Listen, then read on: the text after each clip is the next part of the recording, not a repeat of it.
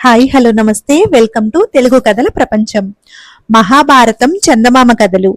సైంధవుడి పరాభవం. దూర్వాసుడికి ఆయన శిష్యులు 1000 మందికి వేళకాని వేళ ఎలా భోజనం సమకూర్చాలో తెలియక ద్రౌపది కృష్ణుణ్ణి ప్రార్థించగానే అరణ్యంలో ద్రౌపది ఎదుట కృష్ణుడు ప్రత్యక్షమయ్యాడు. ద్రౌపది కృష్ణుడి పాదాలకు నమస్కరించి, దూర్వాసుడు తన శిష్యగణంతో గంగ నుంచి తిరిగి వచ్చి భోజనం పెట్టమంటాడు. అక్షయ పాత్రలో ఒక్క మెతుకైనా లేదు, నేనేం చేసేది అన్నది. దూర్వాసుడి మాట దేవుడెరుగు, ముందు నాకు ఆకలి మండిపోతున్నది, నా ఆకలి తీర్చు అన్నాడు కృష్ణుడు. ద్రౌపది సిగ్గుపడుతూ, నేను తినేదాకానే పాత్రలో అన్నం ఉంటుంది, నా భోజనం అయిపోయింది, నువ్వే నన్ను పరీక్ష పెడితే నాకేది దారి అన్నది. నేను ఆకలితో చచ్చిపోతుంటే నీకు హాస్యంగా ఉన్నట్టుంది, నీ అక్షయ పాత్రలో ఎంత ఉంటే అంతే పెట్టు, దాన్ని తీసుకురా చూస్తాం అన్నాడు కృష్ణుడు. ద్రౌపది వెళ్లి అక్షయ పాత్ర తెచ్చి ఇచ్చింది. దానిలో ఏ మూలనో ఒక మెతుకు అంటుకొని ఉంది. కృష్ణుడు దాన్ని నోట వేసుకొని, నా కడుపు నిండింది అన్నాడు. అతడు భీముణ్ణి పిలిచి, నువ్వు గంగకు వెళ్లి దూర్వాసుణ్ణి ఆయన గారి శిష్యుల్ని భోజనానికి త్వరగా రమ్మని పిలుచుకురా అన్నాడు. భీముడు వచ్చేలోపుగానే దూర్వాసుడికి శిష్యులకు పొట్టలు ఉబ్బరించి త్రేన్పులు రాసాగాయి. శిష్యులు దూర్వాసుడి దగ్గరికి వచ్చి, స్వామి, గొంతు పూడేదాకా తిన్నట్టుగా ఉంది, మనం అనవసరంగా ధర్మరాజును వంట చేయించమన్నాం, ఒక్క మెతుకు కూడా తినలేం, ఇప్పుడు ఏం చెయ్యాలి అన్నారు. దూర్వాసుడు వాళ్లతో, ధర్మరాజుకు ద్రోహమే చేశాం, అతను సామాన్యుడు కాడు, మనకేసి కోపంగా చూస్తే మాడి మసి అయిపోతాం. అంబరీషుడి వల్ల నాకొక్కసారి పరాభవం ఇలాగే జరిగింది, మనం చెయ్యగలిగేది ఒకటే ఉన్నది, ధర్మరాజుకు చెప్పకుండా పారిపోదాం అన్నాడు. అందరూ గంగ నుంచి అటే వెళ్లిపోయారు. అంబరీషుడు ఒకసారి ద్వాదశి వ్రతం చేసి బ్రాహ్మణులతో సహా భోజనానికి కూర్చుండబోతూ ఉండగా దూర్వాసుడు వచ్చాడు. అంబరీషుడు ఆయనను భోజనానికి రమ్మని ఆహ్వానించాడు. దూర్వాసుడు స్నానానికి వెళ్లి ఎంతకు రాలేదు. ద్వాదశి గడియలు దాటిపోతున్నాయి. ద్వాదశి వెళ్ళాక పారణ చేస్తే వ్రతఫలం దక్కదు. అతిథి రాకుండా భోజనం చేయటం పాపం. అందుచేత అంబరీషుడు మధ్యే మార్గంగా నీరు తాగాడు. దూర్వాసుడు ఆలస్యంగా వచ్చి అంబరీషుడు జలపానం చేసినట్టు తెలిసి ఆగ్రహించి మహాకృత్యను సృష్టించి అంబరీషుడి పైకి పంపకం వేశాడు. ఇంతలో విష్ణు చక్రం వచ్చి కృత్యను చంపి దూర్వాసుడు వెంటబడింది. అప్పుడు దూర్వాసుడు శివుడు వద్దకు విష్ణువు వద్దకు వెళ్లి వారు కూడా రక్షించలేకపోగా తిరిగి వచ్చి అంబరీషుడి కాళ్లపైన పడి ప్రాణాలు దక్కించుకున్నాడు. ఇది దూర్వాసుడికి మరువరాని అనుభవం. భీముడు గంగా తీరానికి వచ్చేసరికి అక్కడ ఒక్కరు కూడా లేరు. అక్కడ ఉండే బ్రాహ్మణులను అడిగితే మునులందరూ పారిపోయారే అని చెప్పాడు. భీముడు ఆశ్రమానికి తిరిగి వచ్చి ఆ మాట చెప్పాడు. దూర్వాసుడు మళ్ళీ ఏ వేళగాని వేళ వస్తాడో అని ధర్మరాజు భయపడ్డాడు. కృష్ణుడు ఆయనతో, దూర్వాసుడు ఇక రాడు అంటూ జరిగిన సంగతి చెప్పి సెలవు పుచ్చుకొని తిరిగి వెళ్లిపోయాడు. కృష్ణుడి అనుగ్రహం వల్ల పాండవులను దుర్యోధనాదులు ఇలాంటి కష్టాలకు గురి చేయలేకపోయారు. కొంతకాలం గడిచింది. పాండవులు కామ్యకా వనంలోనే ఉంటూ ఒకనాడు వేటకు వెళ్ళాలి అనుకున్నారు. తాము తిరిగి వచ్చేదాకా వారు ద్రౌపదిని తృణబిందుడు అనే ఋషి ఆశ్రమంలో ఉంచి ఆమెకు తన పురోహితుడైన దౌమ్యుణ్ణి తోడుగా ఉంచారు. అదే రోజు సైంధవుడు సాల్వరాజు కుమార్తెను పెళ్లాడాలని కొంత సైన్యాన్ని అనేక మంది రాజులను వెంటబెట్టుకొని తృణబిందువు ఆశ్రమం పక్కగా వెళుతున్నాడు. ఆశ్రమం నిర్జనంగా ఉన్నది. ఒక పొదరింటి ద్వారం వద్ద ద్రౌపది మెరుపు తీగలాగా వెలిగిపోతూ నిలిచి ఉండడం సైంధవుడికి కనిపించింది. ఆమెను చూడగానే సైంధవుడి కళ్ళు జిగేలుమన్నాయి. అతనిలో మోహం పుట్టుకొచ్చింది. అతను కోటికాస్యుడనే రాజకుమారుణ్ణి పిలిచి, ఒరే, ఆ స్త్రీని చూసావా? ఆమెను చూస్తే నాకు ఎక్కడ లేని కోరిక కలుగుతున్నది. నాకు సాల్వరాజు కుమార్తె వద్దు. ఈమె ఎవరి కూతురో ఎవరి భార్యో నాతో వచ్చేస్తుందేమో, నువ్వు వెళ్లి కనుక్కురా అన్నాడు. ఆ కోటికాస్యుడు కూడా మానాభిమానాలు లేనివాడే.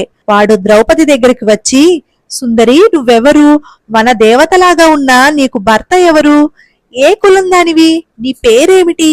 ఈ వనంలో ఒంటరిగా ఎందుకున్నావు? మా సంగతి నువ్వు అడగకపోయినా నేను చెబుతాను. నేను సురధరాజు కొడుకును. నా పేరు కోటికాస్యుడు. ఆ కనబడే రాజులు తిగర్తరాజు కుళిందరాజును. నీ వంక ఆత్రంగా చూస్తున్న యువకుడు సుబల రాజకుమారుడు.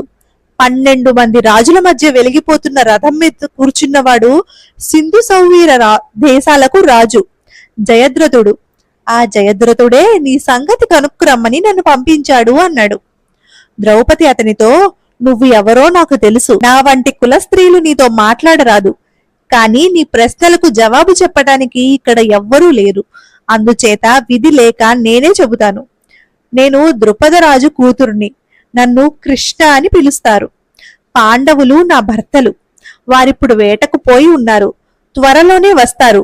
వారు వచ్చేదాకా మీరంతా ఆగి వారి అతిథి సత్కారాలు పొంది వెళ్ళండి. వారు సంతోషిస్తారు అన్నది. కోటికాసుడు వెళ్లి సైంధవుడితో ఈ సంగతంతా చెప్పాడు.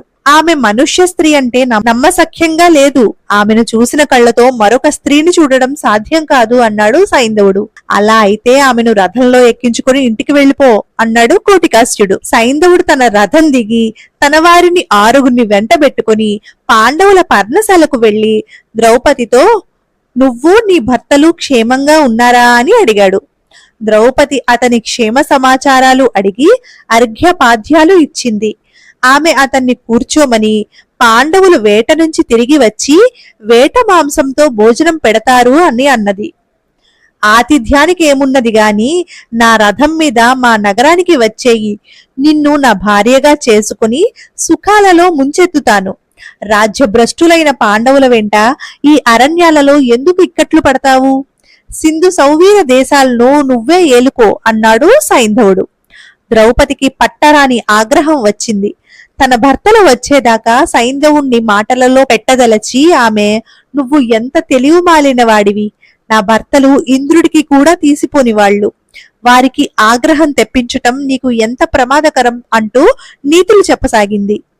పాంచాలి, పాండవుల గురించి కొత్తగా చెప్పి భయపడదామనుకుంటున్నావా? లాభం లేదు. లోకంలో ఉన్న 17 ఉన్నత కులాలలో మాది ఒకటి. ఊరికే మాటలలో పెట్టక నా వెంట వచ్చేయి. పాండవులకు భయపడి నిన్ను వదిలిపోతాము అనుకోకు అన్నాడు సైంధవుడు. ద్రౌపది మండిపడి, ఓరి అధముడా, పాండవుల భార్య నీకు అంత సులువుగా చిక్కుతుందా అనుకుంటున్నావా? నీ వెనకగా అర్జునుడు రథం మీద వచ్చి నిన్ను కార్చిచ్చులాగా దహించడా? నన్ను తీసుకుపోవడం ఇంద్రుడి తరం కూడా కాదు. నువ్వెంత? నేనై నిన్ను వరిస్తాను అనుకోవడం నీ భ్రమ. నేను మహాపతివ్రతను. నా మనసున పాండవులు తప్ప ఇతరుల పైన పోదు అన్నది. సైంధవుడి వెంట వచ్చిన వాళ్ళు ద్రౌపదిని పట్టుకోబోయారు. ద్రౌపది వాళ్లకు చిక్కకుండా దౌమ్యుడికి వినిపించేటట్టుగా గట్టిగా కేకలు పెట్టింది. సైంధవుడు ఆమెను 2 చేతులా పట్టుకొని ఎత్తి పెరగెత్తసాగాడు. ద్రౌపది కేకలు విన్న దౌమ్యుడు సైంధవుడి వెనకగా పరిగెత్తుకుంటూ రాసాగాడు. ఆయన కూడా కేకలు పెట్టాడు. సైంధవుడు ద్రౌపదిని రథం మీద ఎక్కించుకుని బయలుదేరాడు. దౌమ్యుడు సైంధవుడితో, సైంధవ, ఏం పనిది? చేతనైతే ఆమె భర్తలను ఓడించి ఆమెను పట్టుకుపోగాని పరస్త్రీని ఇలా బలాత్కారంగా తీసుకుపోవచ్చునా అన్నాడు. సైంధవుడు వినిపించుకోక రథాన్ని పోనిచ్చాడు. దౌమ్యుడు ఆ రథం వెనకగా పరిగెత్తసాగాడు. ఈ లోపుగా పాండవులు కొన్ని మృగాలను వేటాడి ఒక చోట కలుసుకొని ఆశ్రమానికి బయలుదేరారు. వారు ఆశ్రమం చేరేసరికి ద్రౌపది కనిపించలేదు. సారథి అయిన ఇంద్రసేనుడికి దాత్రేయిక అనేది ఏడుస్తూ కనిపించింది. ఆమె ఇంద్రసేనుడితో ద్రౌపదిని సైంధవుడు బలాత్కారంగా రథంలో పెట్టుకుని తీసుకుపోయాడని, అది జరిగి ఎంతోసేపు కాలేదని చెప్పింది. ధర్మరాజు దాత్రేయికతో ఏడవవద్దని చెప్పి తన తమ్ములతో వెంటనే సైంధవుడి మీదకి పోదాము అన్నాడు. 5గురు రథాలెక్కి సైంధవుడి సేనలు వెళ్లిన జాడలను బట్టి బయలుదేరారు. త్వరలోనే వారికి దుమ్ము రేగుతూ దూరాన కనిపించింది. తర్వాత వారికి దౌమ్యుడు పరిగెత్తుతూ కనిపించాడు. ఆయనను నింపాదిగా రమ్మని చెప్పి పాండవులు మాంసం మీదకు ఊరికే డేగల్లాగా సైంధవుడి సేన మీదకు ఊరికారు. సేన మధ్యలో రథం మీద సైంధవుడి వెంట ద్రౌపది కనిపించగానే వారికి ఒళ్ళు తెలియని కోపం వచ్చింది. ఆగండి ఆగండి అని కేకలు పెడుతూ వాళ్ళు సైంధవుడి రథాన్ని చేరుకున్నారు. వారిని చూసి సైంధవుడి వెంట ఉన్నవారు భయపడ్డారు. ద్రౌపది సైంధవుడితో, అదిగో నా భర్తలు వస్తున్నారు, నువ్వు నీ సైన్యము సర్వనాశనం కాబోతున్నది. నీకు కాలం మూడడం చేతనే ఈ పాడు పని చేశావు. ఈసారి నువ్వు చావక బతికావంటే అది నీకు పునర్జన్మే అనుకోవాలి అన్నది. పాండవులు సైంధవుడి సేన మీద బాణవర్షం కురిపించారు. సైనికులు చెల్లా చెదురుగా పారిపోసాగారు. భీముడు గద తీసుకుని సైంధవుడి మీదకు పోబోతే కోటికాస్యుడు అడ్డుపడ్డాడు. వాడికి సహాయంగా చాలా రధికులు వచ్చి భీముడి మీద శక్తులు, తోమారాలు, ఇతర ఆయుధాలు విసిరారు. అర్జునుడు సైంధవుడి రథాన్ని చేరుకునేటందుకు దారిలో అడ్డు వచ్చిన 15 మందిని చంపేశాడు. ధర్మరాజు 100 సౌవీరులను చంపాడు. నకులుడు రథం నుంచి దిగి సైనికులను చంపసాగాడు. సహదేవుడు ఏనుగుల మీద ఎక్కిన వారందరినీ చంపాడు. త్రిగర్తరాజు ధర్మరాజు చేతిలో చచ్చాడు.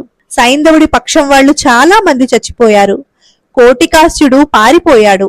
చివరికి చేసేది లేక సైంధవుడు ద్రౌపదిని రథం మీదనే విడిచి తాను ప్రాణాలు దక్కించుకొని పారిపోబోయాడు. అర్జునుడు ఆ సంగతి భీముడికి చెప్పాడు. భీముడు అనాథలైన సైనికులను చంపటం ఆపి ధర్మరాజుతో, అన్నా, నువ్వు ద్రౌపదిని, దౌమ్యుణ్ణి నీ రథంలో ఆశ్రమానికి తీసుకుపో. నేను అర్జునుడు వెళ్లి ఆ సైంధవుడు సంగతి తేలుస్తాము అన్నాడు. భీమసేన, సైంధవుడు ఎంతటి దుర్మార్గుడైనా వాణ్ణి చంపవద్దు. దుస్తల విధవ కారాదు, గాంధారికి శోకం తెప్పించరాదు అని ధర్మరాజు భీముణ్ణి హెచ్చరించాడు. కాని ద్రౌపది మాత్రం సైంధవుణ్ణి ప్రాణాలతో వదలరాదు అన్నది. ధర్మరాజు ఆశ్రమానికి తిరిగి వెళ్ళాడు. ఒక కోస దూరాన భీమ అర్జునులకు సైంధవుడు దొరికాడు. భీమ అర్జునులు సైంధవుణ్ణి పట్టుకొని తల గొరిగి పంచశిఖలు పెట్టి వికారంగా తయారు చేసి మట్టి కొట్టుకుని ఉన్న ఆ సైంధవుణ్ణి రథంలో పెట్టుకుని ఆశ్రమానికి తెచ్చి ధర్మరాజు ముందు పెట్టారు.